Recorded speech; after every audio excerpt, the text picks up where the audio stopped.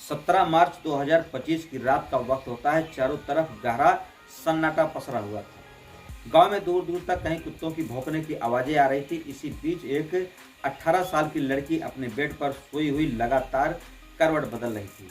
जैसे जैसे वक्त बीत रहा था उसकी बेचैनी बढ़ती जा रही थी। तभी तकिए के नीचे रखा फोन घनघनाता है और उस पर एक वीडियो कॉल आती है। लड़की वीडियो कॉल को उठाती है। उधर से एक लड़का बात कर रहा था। दोनों में बातें होने लगती है। तभी लड़की कहती है कि जब से आप गए हो मेरा मन किसी काम में नहीं लगता और मैं आपके बगैर जिंदा नहीं रह सकती। तो वह लड़का कहता है कि मेरी भी मजबूरी है, दुबई आना जरूरी नहीं बल्कि मेरी मजबूरी है।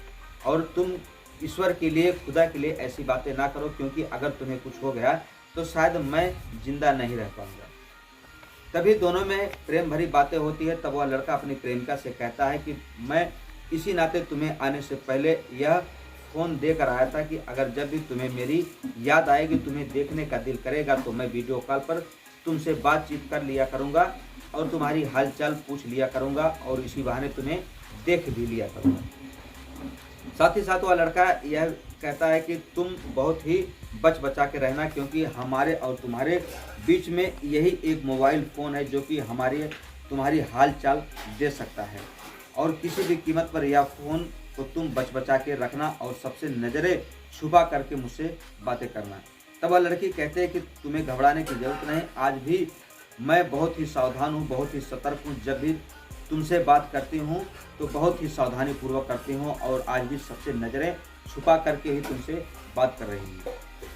लड़की बातचीत में इतना मशगूल हो जाती है उसको पता ही नहीं लगता कि उसकी हर हरकत पर कोई अपनी पैनी नज़र गड़ाए हुए है।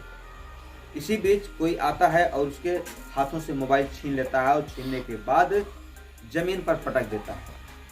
फोन टूट जाता है और दोनों में मारपीट होने लगती है, झगड़ा लड़ाई होने लगता है। इसी बीच उस लड़की के गले पर दबाव पड़ता है और कुछ ही देरों में उसकी सांसों की जो डोरी होती है वह टूट जाती है। दोस्तों, आज की कहानी जब आप भी सुनेंगे तो आप भी सोचने पर मजबूर हो जाएंगे कि कभी भी आप अपना आपा ना खोएं, गुस्से में रह करके अपने आप पर कंट्रोल करना सीखें। आइए जानते हैं कहानी शुरू से लेकर आखिर तक। नमस्कार, प्रणाम, मैं मोनू भारद्वाज हृदय तल की गहराइयों से आपका हार्दिक स्वागत करता हूं। अगर आप हमारे चैनल पर नए विजिट कर रहे हैं तो चैनल को सब्सक्राइब करें, दोस्तों में शेयर करें और कमेंट बॉक्स में अपनी राय अवश्य भेजें। दोस्तों, आज की जो सच्ची घटना है, यह घटना है उत्तर प्रदेश के आजमगढ़ जिले के बिलरियागंज थाना क्षेत्र के मदनापार गांव के रहने वाले अवधू यादव, जो कि एक मेहनतकश मजदूर हैं और अपनी 2 बेटियों और एक बेटे के साथ घर में रहते हैं। लेकिन 20 मार्च की सुबह वह बिलरियागंज थाने पर जाते हैं और कहते हैं कि सर, मेरी बेटी 2 दिनों से लापता है, कृपया आप उसको ढूंढ दीजिए। जैसे ही बड़े साहब उसकी बात सुनते हैं और कहते हैं कि ठीक है, तुम अपनी बेटी के बारे में बताओ, उसकी उम्र कितना है, उसका कोई फोटो हो, तमाम जो भी जरूरी दस्तावेज होते हैं उसे व्यक्ति से लिखाते हैं और कहते हैं कि जाओ, हम लोग अपने तरीके से खोजबीन कर रहे हैं, लेकिन अगर तुम्हें कोई भी सूचना मिलती है तो तुम इसकी हमें सर्वप्रथम सूचना दोगे। अवधू यादव वहां से चला जाता है। तभी कुछ ही देरों के बाद बड़े साहब यानी कि थानाध्यक्ष महोदय के फोन पर एक फोन आता है और कहते हैं कि सर, आप यहाँ पर जल्दी से चले आइए, यहाँ पर नहर में एक लाश लड़की की पड़ी हुई है। थानाध्यक्ष महोदय अपनी पूरी टीम को लेकर के तुरंत मौके पर पहुंचते हैं जहां पर की लाश पड़ी हुई थी और वहां पर फॉरेंसिक टीम बुलाते हैं। कुछ दस्तावेज जो भी मिलते हैं, एविडेंस, उसको इकट्ठा करते हैं।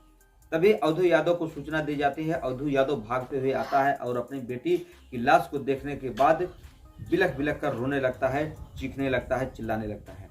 उसको समझाया बुझाया जाता है और पूछा जाता है कि आखिर तुम्हारी इस गांव में किससे दुश्मनी है, कौन ऐसी घटना को अंजाम दे सकता है।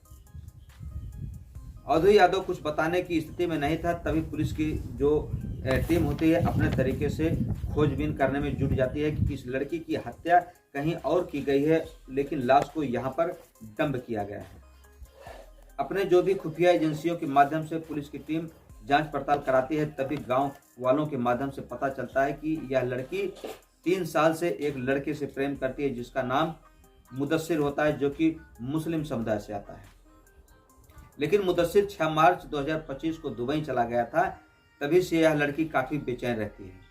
अब पुलिस की टीम को समझते हुए देर नहीं लगती कि इसमें जरूर घर वालों की कोई चाल है। तभी पुलिस के जो बड़े साहब होते हैं वह उसकी बड़ी बहन संगीता और भाई राजू को शक के दायरे में लेते हैं और उन्हें थाने पर बुलाते हैं, उनसे पूछताछ करते हैं। तभी उनके चेहरे पर जो हवाइयाँ थी वह उड़ जाती हैं। अब पुलिस का शक जो था वह यकीन में बदल जाता है। तभी पुलिस सख्ती से पेश आती है और कहती है कि बताओ कि तुमने कत्ल कैसे किया और क्यों किया।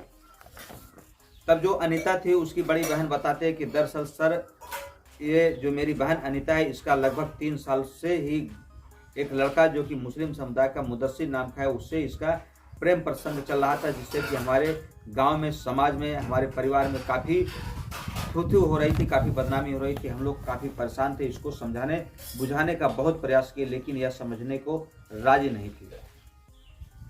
इसी बीच 17 मार्च की रात में जब यह बात कर रही थी, जब मैं इसके कमरे में पहुंची तो यह वीडियो कॉल पर बात कर रही थी।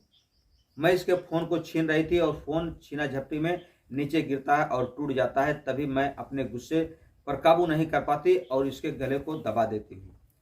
लेकिन इसकी हत्या करने का मेरा कोई इरादा नहीं था। यह एक इत्तेफाक है कि इसकी जान निकल जाती है मेरे हाथ से दबाने पर। इसके जब गला पर मैं हाथ से दबाती हूँ तब इसके प्राण जो हैं निकल जाते हैं।